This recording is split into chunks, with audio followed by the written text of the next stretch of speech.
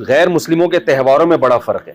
غیر مسلموں کے جو خوشی کے دن ہے نا, ان میں خوش ہونے کی کوئی وجہ نہیں ہوتی, ایویں ہی خوشی منا رہے ہوتے ہیں.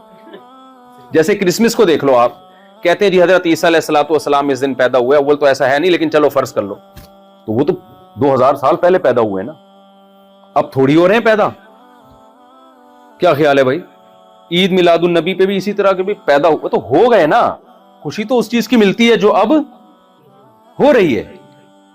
اسلام نے جو آپ کو عیدیں دی ہیں, عید الفطر اور عید الاضحیٰ, دونوں میں اوریجنل خوشی ہوتی ہے آپ کو. عید الفطر میں اس بات کی خوشی, ایک مہینہ آپ نے روزے رکھے, آدمی کنٹینیو جب ایک مہینہ روزہ رکھتا ہے نا, ٹینشن میں آتا ہے لازمی, ساری کھانے پینے کی روٹین چینج ہو جاتی ہے, آؤٹ ہو جاتی ہے. اس کے بعد چھٹی ملتی ہے کہ کل سے کھانا پینا اسٹارٹ. ایسا ہی ہے جیسے شادی میں کراچی اور پنجاب میں جو یہ بہت ہمیں دیکھنے کو ملتا ہے, بٹھایا ہوا تھا باراتیوں کو, اور جب تمبو کھلتا ہے تو کیا خوشی ہوتی ہے کہ نہیں ہوتی؟ دیکھ کے ڈھکن جب کھلتے ہیں تو ان کو بتانا پڑتا ہے اب خوش ہو جاؤ, کہتے ہیں آپ کے مشورے کی ہمیں ضرورت نہیں ہے. ایسے دیکھ کی طرف بھاگتے ہیں نا لوگ, ایک عجیب سین ہوتا ہے. اب یوٹیوب پہ دیکھ لیں, ویڈیوز پڑی ہوئی ہیں, وہ تو ضرورت کیا, آپ سب بھگتے ہوئے, ہم سب بھگتے ہوئے. تو اللہ میاں کیا کرتے ہیں, دیکھ کا ڈھکن عید کے دن کھول دیتے ہیں. بھائی تم صبح 4 بجے کھاتے تھے, کوئی ٹائم نہیں ہے صبح 4 بجے کھانے کا, یہ کوئی کھانے کا نیچرل, پوری دنیا میں کوئی بھی قوم صبح 3:30-4 بجے نہیں کھاتی, نہ ناشتے کا ٹائم ہے نہ لنچ. اس کھانے کے لیے کوئی نام ہی نہیں ہے دنیا کی ڈکشنری میں. اس ٹائم کھاتے ہیں ہم رمضان میں, عجیب ہی, اور سارا دن بھوکے پیاسا. تو پھر 1 مہینے کے بعد, اور پھر تراویح پڑھتے ہیں, پھر 1 مہینے کے بعد اللہ کی طرف سے چھٹی. تو مادی خوشی بھی ہوتی ہے, روحانی خوشی بھی ہوتی ہے.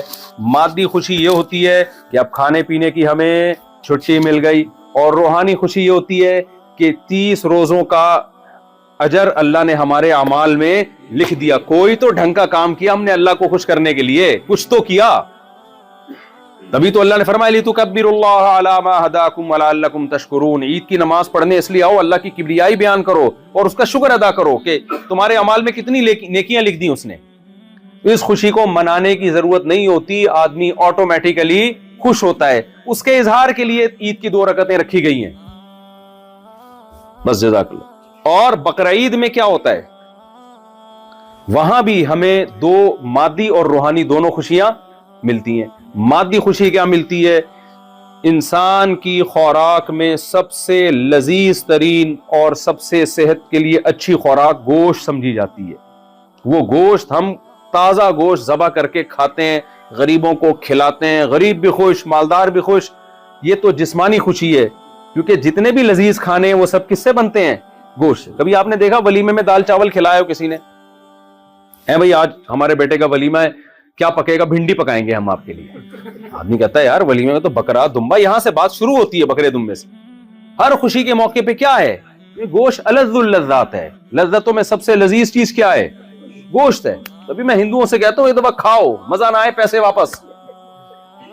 شعیب اختر کی جو اسپیڈ اتنی تھی نا بالنگ میں, تو انڈیا میں اس زمانے میں کسی جو کھلاڑی تھا نا کرکٹر, اس سے سوال کیا گیا کہ پاکستان کے پاس اتنا, جس کو تیز گام نام دیا گیا اور اسپیڈ اختر بھی نام دیا بعض لوگوں نے, شعیب اختر کو اسپیڈ اختر نام دیا, راول پنڈی ایکسپریس کی اتنی اسپیڈ تیز ہے, آپ کے بالر کی اسپیڈ تیز کیوں نہیں ہے؟ تو انڈیا کے وہ بالر نے کہا کہ وہ گوشت کھاتے ہیں, ہم گوشت نہیں کھاتے. گوشت کے بغیر نہ شادیوں کی اسپیڈ بڑھ سکتی ہے اور نہ بالنگ میں آپ کی اسپیڈ بولو بڑھ سکتی. گوشت کے بغیر نہیں ہو سکتا بھائی. پروگرام تو بڑھ گیا, گوشت نہیں کھایا تو پروگرام تو بڑھ گیا. تو ہمیں بقرعید میں کس بات کی خوشی ہوتی ہے بھائی؟ گوشت بھی وافر مقدار میں, اور اس کا لذت ہی الگ ہوتی ہے. اور یہ روحانی خوشی ہے کہ اس گوشت کی نسبت کس کی طرف ہے, اللہ کی. یہ اللہ کی میزبانی ہے. تبھی اس میں روزہ رکھنا کیا ہے, حرام. عام دنوں میں آپ گوشت کھاتے ہیں, بھائی وسیم بھائی نے دعوت کی ہے, کلیم بھائی نے دعوت کی ہے, غفار بھائی نے دعوت کی ہے. بقرعید میں روزہ حرام کیوں ہے؟ اس لیے کہ دعوت کس کی طرف سے ہے, اللہ کے. اللہ کہتا ہے میں گوشت کھلا رہا ہوں اور تو کہہ رہا آج میرا روزہ ہے. اور ہر بال کے بدلے میں ایک نیکی. ابراہیم علیہ السلام کی سنت کو زندہ کر لیا, تو جسمانی خوشی بھی ہو رہی ہے اور روحانی بھی. تو اسلام خالی پیلی کی خوشیاں نہیں دیتا آپ کو, مصنوعی خوشیاں نہیں دیتا. اسلام آپ کو اوریجنل خوشیاں دیتا ہے, سچی مچی کی خوشیاں دیتا ہے. سمجھتے ہو کہ نہیں سمجھتے ہو؟ تو اب میں اپنی بات کی طرف آتا ہوں کہ جو مسافر خانے سے دل لگا لے، اب اس کو مصنوعی خوشی تو وہ مناتا رہے گا، اوریجنل خوشی اس کو نہیں ہے۔ ٹرین میں بٹھا دیا اور وہ غریب جس کو جھگی سے لا کے ٹرین میں بٹھایا بزنس کلاس میں، اب وہ سمجھ رہے کہ یہ میرا گھر ہے، مجھے یہاں سے نہیں اتارو۔ او بھائی، یہاں سے اچھے اچھے گئے ہیں، جب اسٹیشن پہ پہنچو گے تو یہاں سے آپ کو اترنا پڑے گا، ایسا ہو نہیں سکتا۔ پھر منزل میں اگر آپ کی جھگی ہے تو جھگی، بنگلہ ہے تو بنگلہ۔ تو جیسے جیسے منزل قریب آئے گی، آپ بتاؤ اس کی خوشی زیادہ ہوگی یا کم ہوگی؟ کم ہوتی چلی جائے گی۔ بالکل یہی حال اس دنیا کا ہے۔ آپ جنت جہنم کو بالفرض نہ بھی مانو، لیکن یہ مسافر خانہ ہے میرے بھائی، اور جو مسافر خانے سے دل لگاتا ہے، یہاں کی خوشیوں کو خوشیاں سمجھنا شروع کر دیتا ہے، یہاں کے غموں کو اوریجنل غم سمجھنا شروع کر دیتا ہے، تو اسے اب غمزدہ ہونے کے لیے الگ سے کسی غم کی ضرورت نہیں ہے، نہ کسی سے غم اور ٹینشن ادھار لینے کی ضرورت ہے۔ اس کو غم خود بخود اس کے اوپر مسلط ہونا شروع ہو جائیں گے۔ یقین نہ آئے تو دیکھ لو نا، ترقی یافتہ ملکوں میں خودکشیوں کے ریشو سب سے زیادہ ہے، سب سے زیادہ ہے۔ تو اسلام آپ کو اوریجنل خوشی سکھاتا ہے۔ وہ اوریجنل کیا ہے؟ اسلام کا ایک دعویٰ ہے، فطرت اللہ التی فطر الناس علیہا۔ کیا خدا کی قسم، صرف ایک یہ آیت ہی اسلام کے برحق ہونے کے لیے دلیل کے طور پہ کافی ہے۔ محمد صلی اللہ علیہ وسلم 1400 سال پہلے جو نہ لکھنا جانتے تھے نہ پڑھنا جانتے تھے، ایک ایسا دین لے کر آئے کہ آپ نے فرمایا یہ دین جو ہے انسان کی نیچر اور یہ دین ایک ہی چیز کے دو نام ہیں۔ آپ کیا سمجھتے ہیں یہ چھوٹا دعویٰ ہے؟ بولتے کیوں نہیں بھائی؟ دیکھو ساری دنیا بھی آرگینک پہ آ رہی ہے نا، کہ بھئی یہ خربوزہ وہ ہے جو یوریا ڈال کے نکالا ہے، ایک وہ ہے جو نیچرل ہے۔ تو دونوں خربوزے میں کون سا خربوزہ اچھا ہے؟ نیچرل اچھا ہے۔ ایک گندم وہ ہے جو ہائیبریڈ گندم کہلاتی ہے، اتنی سی گندم ہوتی ہے، پیدا اتنی ہو رہی ہے۔ ونس اپون اے ٹائم گندم بڑے ہونے میں ٹائم لگاتی تھی، پھر ایک وقت کے بعد جا کے اس میں پھل نکلتا تھا، گندم نکلتی تھی۔ اور یہ جو گندم آج کل آ رہی ہے نا، یہ اپنے پاؤں پہ کھڑی نہیں ہو سکتی، جیسے فارمی مرغی۔ میں تو مرغیاں بہت پالتا ہوں، ایک فارمی مرغی اور دیسی مرغی میں چوزوں میں بڑا فرق ہے۔ فارمی چوزے کو جہاں بٹھائیں گے بیٹھ جائے گا، پولیس آئے گی اس کو اٹھانے کے لیے۔ دیسی چوزے کو آپ ایک جگہ ٹکا کے دکھاؤ۔ ہم جب شام کے وقت اپنے ڈڑبے میں چوزے بند کرتے ہیں نا، تو اتنا بھگاواتے ہیں ہمیں چوزے، آسان نہیں ان چوزوں کو پکڑنا۔ وجہ کیا ہے؟ دیسی۔ میں سمجھا پا رہا ہوں اپنی بات؟ تو بھائی یاد رکھو، جیسے دیسی گھی میں اور ڈالڈا میں فرق ہوتا ہے، ایسے ہی آپ جس ٹریک پہ چل رہے ہیں نا، ایک ٹریک وہ ہے جو دیسی ٹریک ہے، جو اللہ نے انسانوں کے لیے رکھا ہے، جو نیچرل ہے، اور ایک ٹریک وہ ہے جو آرٹیفیشل ہے، جو گورے کا وضع کرتا ہے، جو سائنسدانوں نے بنایا ہے انسانوں کے لیے، یہ طے کرنے کے لیے اس میں انسانوں کو خوشی ملے گی۔ کلا، ہرگز ایسا نہیں ہو سکتا۔ آپ اس ٹریک پہ چلیں گے نا جو آرگینک ہے، جو دیسی ٹریک ہے، جو اللہ نے پیدا کیا ہے، اس ٹریک پہ چلنے سے آپ کو خوشیاں ملیں گی۔ جو سائنسدانوں کا دیسی مرغی اللہ نے پیدا کی ہے، فارمی کس نے بنائی ہے؟ وہ سائنسدانوں نے سیٹنگ کی ہے، اس میں ٹیکے شیکے لگا کے اس کو ایسا کر دیا، ٹھیک ہے نا۔ اگر وہ اللہ نے کی ہے اس میں، کیونکہ یہ فارمی مرغی میں بڑا ڈاکٹروں کا اختلاف ہے، کچھ کہتے ہیں ٹیکے لگا کے بڑا کرتے ہیں، کچھ کہتے ہیں نہیں نیچرل ہے۔ بھائی نیچرل ہے تو پھر وہ بھی دیسی ہے نا۔ میرا مقصد فارمی مرغی دیسی مرغی کا تقابل نہیں ہے، میرا مقصد یہ ہے دیسی اور فارمی، چاہے کوئی بھی چیز ہو، کوئی بھی چیز ہو، تو انسان کے لیے سکون کس چیز میں ہے؟ جو اس کی نیچرل لائف ہے، اس کے علاوہ انسان کو سکون نہیں مل سکتا۔ جیسے صحت آپ کو دیسی غذاؤں میں ملے گی، اب تو گورے بھی دیسی گھی کھا رہے ہیں۔ آپ کو پتا ہے پاکستان سے اب دیسی گھی ایکسپورٹ ہونا شروع ہو گیا ہے۔ انہوں نے کہا بھئی یہ دیسی گھی جو ہے نا، یہ کولیسٹرول نہیں بڑھاتا آپ کا۔ پہلے کیا کہتے تھے ڈاکٹر؟ کسی بھی قسم کا گھی مت کھاؤ کہتے تھے نا۔ اب ڈاکٹر کیا کہہ رہے ہیں؟ بھئی دیسی گھی کھا سکتے ہو، جو دوسرے گھی آ رہے ہیں نا وہ نہیں کھاؤ آپ۔ ہر چیز میں کس طرف آ رہے ہیں ہم؟ آرگینک کی طرف آ رہے ہیں۔ تو جیسے مادی چیزوں میں دیکھیں آرگینک کی طرف کیوں آ رہے ہیں، اس کی میں ایک لاجک پیش کرتا ہوں۔ انسان جتنی ہی ترقی کر لے نا، انسان کی فطرت کبھی چینج نہیں ہوتی۔ مثال کے طور پر جاپان میں کوئی سائنسدان پیدا ہو کہ ہم نے ایسے واش روم انہوں نے بنا لیے، میں تو اس پہ دیکھ کے حیران ہو رہا ہوں یار۔ آج انہوں نے ابھی میں واش روم نماز سے پہلے ہم گئے نا، تو بہت سارے بٹن لگے ہوئے تھے، اور واش روم استعمال کرنے کا طریقہ میں نے کہا یار یہ تو پورا ڈپلوما کر کے واش روم جانا پڑے گا. بٹن لگے ہوئے, ایک بٹن تھا الارم. میں نے ان سے پوچھا یار یہ بٹن الارم کا کیا مطلب ہے یہاں پہ؟ شاید اس لیے کہ بھائی کوئی بندہ, یعنی کوئی اس میں گانے کا نشان آیا ہوا تھا نا, موسیقی کا. میں نے کہا شاید کچھ قبض ہو تو انجوائے کرے, گانا وانا سنے یہاں بیٹھ کے, شاید کوئی پتہ نہیں, شاید یہ مقصد ہو. بھائی قبض ہے تو اب چلو یہ بٹن دباؤ گے تو گانا لگ جائے گا. تو میں نے ان سے پوچھا, ہمارے ساتھی تھے, انہوں نے کہا بھائی یہ بٹن غلطی تھے, میں تو ایک دفعہ دبا چکا ہوں. جیسی میں نے دبایا تھا ایمبولینس آ گئی, پولیس آ گئی, ایمرجنسی. یہ ان لوگوں کے لیے جو بیچارے بوڑھے لوگ ہوتے ہیں, واش روم میں کوئی اٹیک ہو گیا, کچھ ہو گیا تو سارا عملہ حرکت میں فوراً پہنچ جاتے ہیں یہ لوگ. تو کہہ رہے پھر میں نے بتایا میں تو چیک کر کے دیکھ رہا تھا یہ ہے کیا, اور پانی اور ٹیکنیکل قسم کے. اب جاپان کے سائنسدان جو تھے انہوں نے کیا کہا, آپ نے کہا یار ایسی ٹیکنیکل چیزیں بتا رہے ہیں زبردست. تو اب ایک سائنسدان اٹھا, اس نے کہا کہ بھائی آپ نے اس سائنسدان کو دیکھا کہ اب وہ کیا کر رہا ہے, روٹی کھا رہا ہے یا برگر کھا رہا ہے, جو بھی کھا رہا ہے دانتوں سے چبا چبا کے نگل رہا ہے. آپ نے اس سائنسدان سے کہا یار تم لوگوں نے اتنی ترقی کر لی, کھاتے تم ابھی بھی پینڈوؤں کی طرح ہی ہو. ہم بھی پینڈوؤں کی طرح چبا چبا کے روٹی کو گھماتے ہیں, حلق میں اتارتے ہیں, پھر ہضم ہوتا ہے, پھر 4-6 گھنٹے کے بعد کہاں جاتے ہیں, واش روم. اور ہم بھی گندم کھاتے ہیں, تم بھی گندم کھا رہے ہو, ہم بھی مکئی کھاتے ہیں, تم بھی کیا کھا رہے ہو, مکئی. ہم بھی گوشت کھاتے ہیں, تم بھی گوشت. تو یہ کیا ترقی یار, یہ تو آدم علیہ السلام بھی کھاتے تھے 10,000 سال پہلے, اسی طرح کھاتے تھے, اسی طرح دانتوں سے چباتے تھے, اسی طرح پیاس لگتی تھی, اسی طرح پانی پیتے تھے, پھر وہی واش روم, پھر وہ قضائے حاجت. اب تو سائنس نے بہت ترقی کر لی ہے, اب تو کوئی بوتلیں لگاؤ آپ, یا کوئی اسپرے ہونا چاہیے, یا کوئی بیٹری ہونی چاہیے جس سے آپ چلو. اب آپ کو بھوک لگی, آپ نے بیٹری میں اپنا ہاتھ رکھا اور بھوک کیا ہو گئی, بولو نا بھائی ترقی ہو گئی ہے نا, ترقی ہو گئی ہے. پرانا سٹائل تھوڑی, گندم کیوں کھا رہے ہو, اب تو آپ پلاسٹک کھاؤ. کیا خیال ہے؟ تو پلاسٹک کی روٹیاں ہونی چاہیے. گندم تو ونس اپون اے ٹائم 20,000 سال پرانا انسان گندم اور چاول اور یہ سب چیزیں کھایا کرتا تھا, چباتے. دیکھو سب ہنستے, ہم جب چھوٹے بچے تھے نا تو ہم لوگ انگریزوں کو تو دیکھا نہیں تھا ہم نے, تو ہمیں بتاتے تھے اب انگریز ایسے ہوتے ہیں, امریکہ ایسے ہوتا ہے. تو ہم نے کہ ٹی وی میں گورا دیکھا تو ایسے ہی ہنس رہا تھا جیسے ہم ہنستے ہیں.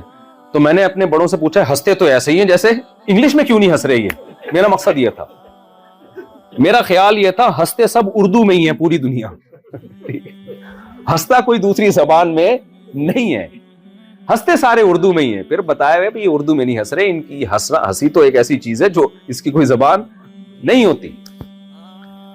تو اب جاپان کے سائنسدان نے اتنی ترقی کر لی اور وہ یہ کہنا شروع کر دیں کہ جی اب ہم پلاسٹک کی روٹیاں کھائیں گے, اب ہم دانتوں سے چبائیں گے نہیں, ہم گرینڈ کریں گے. یہ چبانا وبانا پرانے زمانے میں ٹائم لگتا تھا بھائی, دانت اس لیے تھے. اب سائنس نے اتنی ترقی کر لی ہے, بلکہ اب تو گلوکوز کے انجیکشن لگیں گے بس.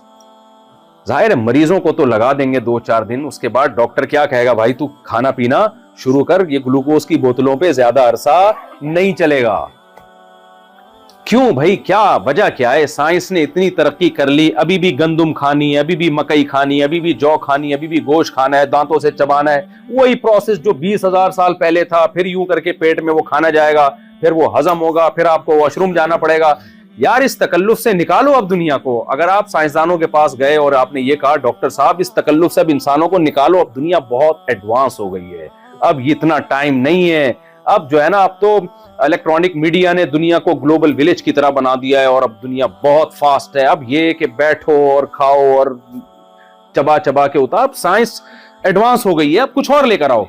تو ڈاکٹر کیا کہے گا, بھائی سائنس کتنی ترقی کر لے, انسان کم بخت وہی ہے جو 10,000 سال پہلے تھا. اس کی نیڈ, اس کی ضرورتیں ساری وہ کبھی بھی چینج بولتے کیوں نہیں ہو, بلکہ پہلے فطرت کے زیادہ قریب تھا, لمبی عمریں تھیں. اب فطرت سے دور ہو گیا تو عمریں کیا ہو گئی ہیں, کم ہو گئی. بلکہ کہے گا آپ کو, ڈاکٹر کہے گا کہ بھائی آپ جتنی مرضی ترقی کر لو, لیکن لائف اسٹائل جتنا پرانے زمانے کے انسان کے مطابق ہوگا اتنا اچھا ہوگا. کیا خیال ہے بھائی؟ نہیں آ رہی سمجھ میں یار, یہ میں ذرا قریب کر لوں گی, یہ مجھے اس طرح اب بولنے میں آسانی ہوگی. دیکھو کتنی صاف آواز ہے, نہیں تیز نہیں کریں, بس اتنا کافی. تو مجھے ایک بات بتائیں, جو ماہر ڈاکٹر ہے وہ کیا کہے گا کہ بھائی سائنس کتنی ترقی کر لے, آپ کا جو خوراک کا اور رہن سہن کا اسٹائل جتنا قدیمی طرز پہ ہوگا اتنا زیادہ آپ کی صحت اچھی ہوگی. پہاڑی لوگوں کی صحت, میں تو گیا ہوں ابھی بلوچستان, جو بالکل پسماندہ علاقہ سمجھا جاتا ہے, وہاں میں دیکھ کر آیا 90-99 سال لوگوں کی عمریں، صحراؤں میں رہتے ہیں. گلگت کے پہاڑوں میں گیا ہوں، 90 سال 99 سال. اور ایک بات تو آپ کو شرمندہ کرنے کے لیے اور ہونے کے لیے بھی، 80 سال کے ایک بزرگ تھے، ان کے اولاد ہو رہی ہے، دوسری شادی کی انہوں نے اور اولاد ہو رہی ہے. وہ تو سائنس اور ٹیکنالوجی سے بہت زیادہ دور. میرے شیخ حضرت مفتی رشید احمد صاحب رحمہ اللہ تعالی لدھیانہ کے تھے، ہندوستان کے. میں نے بیان میں کہا کہ 80 سال کی عمر میں انہوں نے دوسری شادی کی اور اولاد ہوئی. تو ان کے ریلیٹیو کی طرف سے میرے پاس میسج آیا، حضرت آپ نے 10 سال عمر کم بتائی ہے، 90 سال میں دوسری شادی کی تھی اور ان کے اولاد ہوئی تھی. اب شرمندگی اگر ہو رہی ہے تو پھر کسی اور، ابھی تو میرے بیان کو فوکس کریں، ٹھیک ہے؟ چلو شرمندگی پہ ایک اور سنا دوں. طائف میں نا، طائف یہ جو سعودی عرب کا ہے نا طائف، یہ میں بتا رہا ہوں کہ صحت میں جتنی قدیمی طرز زندگی ہوگی اتنا آپ کی صحت کیا ہوگی؟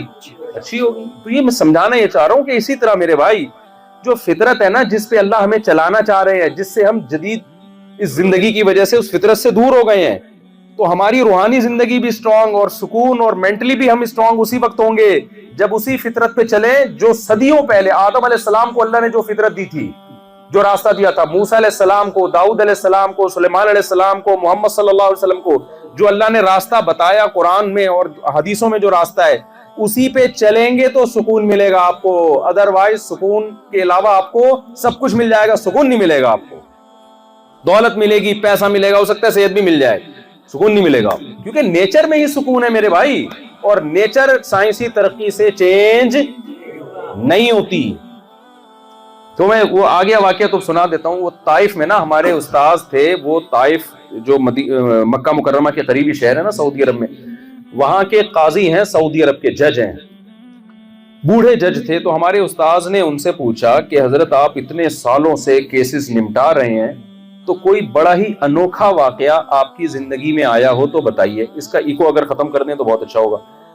کوئی انوکھا واقعہ آپ کی زندگی میں آیا ہو تو بتائیے. انہوں نے پھر بتایا، میری زندگی میں ایک عجیب واقعہ آیا کہ 4 عورتیں آئیں، جوان عورتیں، انہوں نے کیس کیا اپنے ہسبینڈ کے خلاف کہ ہمارا ہسبینڈ ہمارے قریب بہت زیادہ آتے ہیں، جس کی وجہ سے ہمیں ٹینشن ہونے لگی ہے.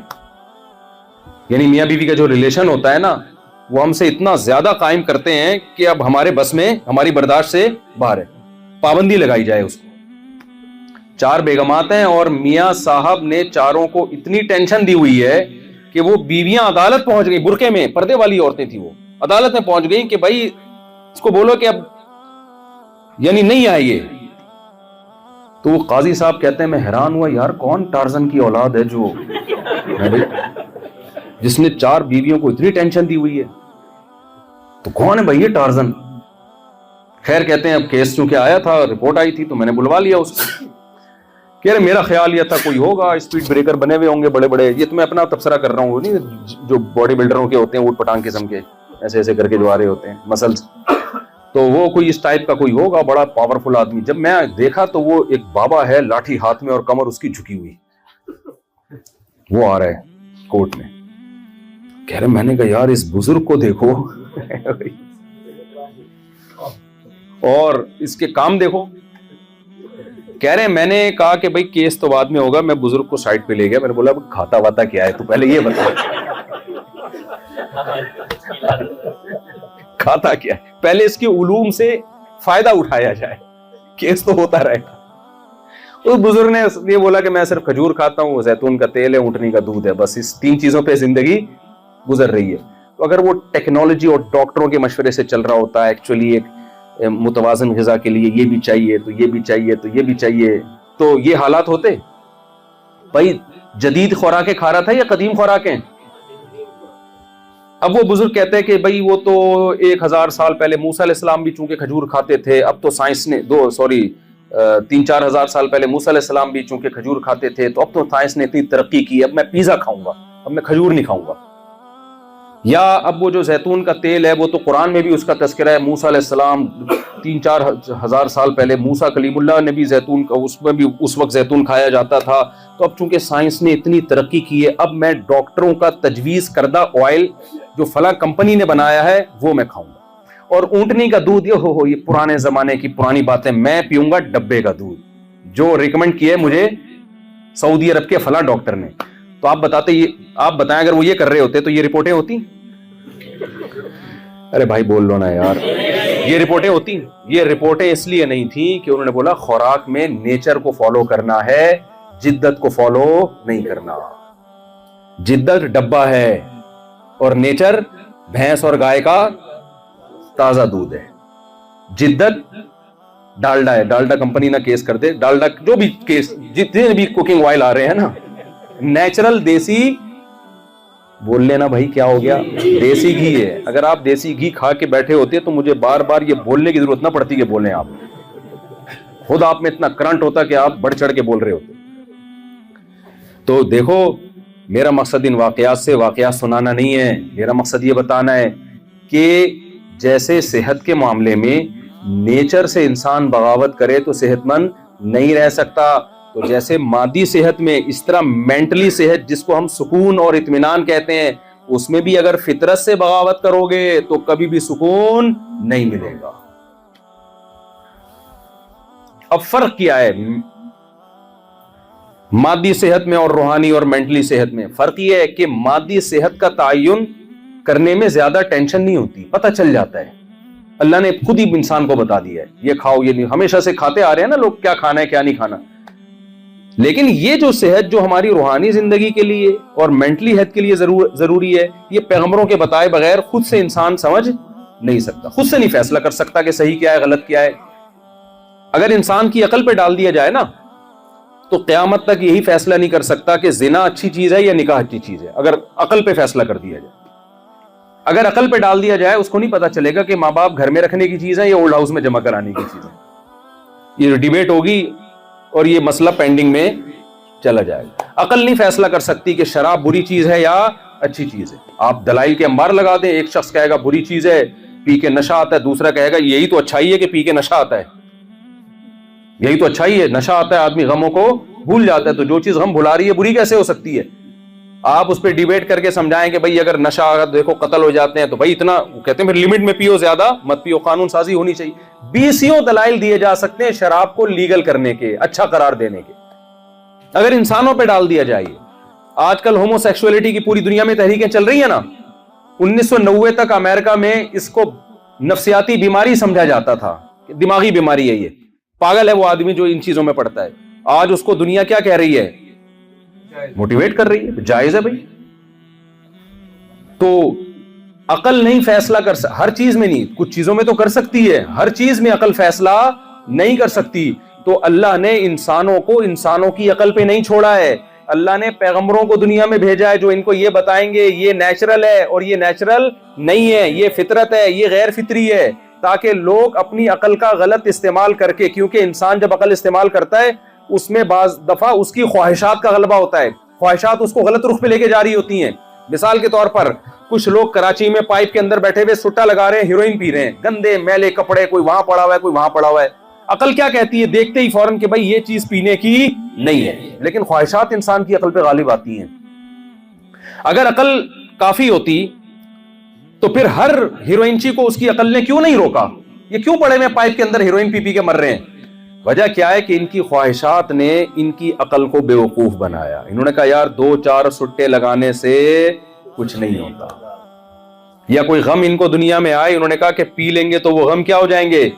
حالانکہ اللہ نے غم کا جو علاج بتایا ہے وہ سٹے یا شراب نہیں بتایا, اللہ نے یہ بتایا کہ مسافر خانہ ہے, کبھی بس میں انسان لٹک کے چلا جاتا ہے اور کبھی اس کو اچھی سیٹ مل جاتی ہے.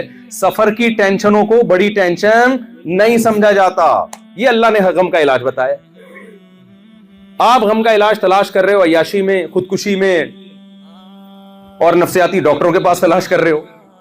ہمارے پاس تو خود نفسیاتی ڈاکٹر آئے ہیں, ایسی ایسی ٹینشن ہے ان کو کہہ رہے ہیں یار ہم لوگوں کا کاؤنسلنگ کرتے تھے, آج خود ڈپریشن میں گئے ہوئے ہم. کیونکہ جو دنیا کو مسافر خانہ نہیں سمجھے گا میرے بھائی, اس کے پاس کوئی گولی نہیں ہے جو آپ کی ڈپریشن, وہ وقتی طور پر تو ہو جائے گا فائدہ, ورنہ حقیقت میں کوئی علاج نہیں ہے اس کے پاس. تو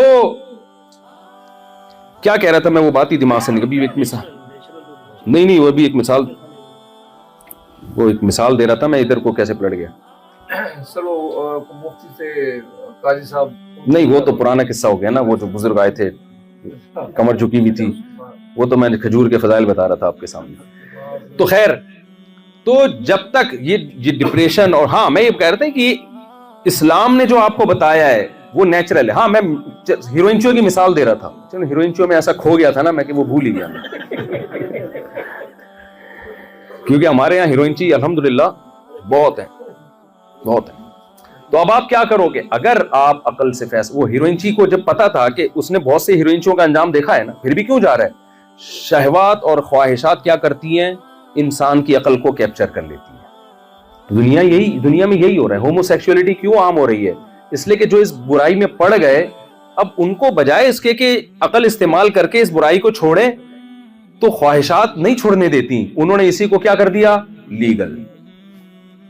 ہر برائی کے پیچھے خواہشات ہوتی ہیں جو آپ کو مس گائیڈ کر کے اندھیروں میں ڈال دے. خودکشی کرنے والا خودکشی کیوں کرتا ہے, اس کی بھی تو عقل کہہ رہی ہے کہ یار اتنی ٹینشن میں رہنے کا فائدہ کیا, اور جا کے اپنی جو زندگی جو سب سے بڑی نعمت ہے, جس کو بچانے کے لیے کروڑوں اربوں روپے لوگ خرچ کر دیتے ہیں, وہ اپنے ہاتھ سے اس زندگی کو تباہ کر رہا ہوتا ہے, اپنے ہاتھ سے برباد کر رہا ہوتا ہے. تو اس لیے اللہ نے انسانوں پہ رحم کیا, اللہ نے انسانوں کو پیدا کر کے انسانوں کی عقل کے حوالے نہیں کیا.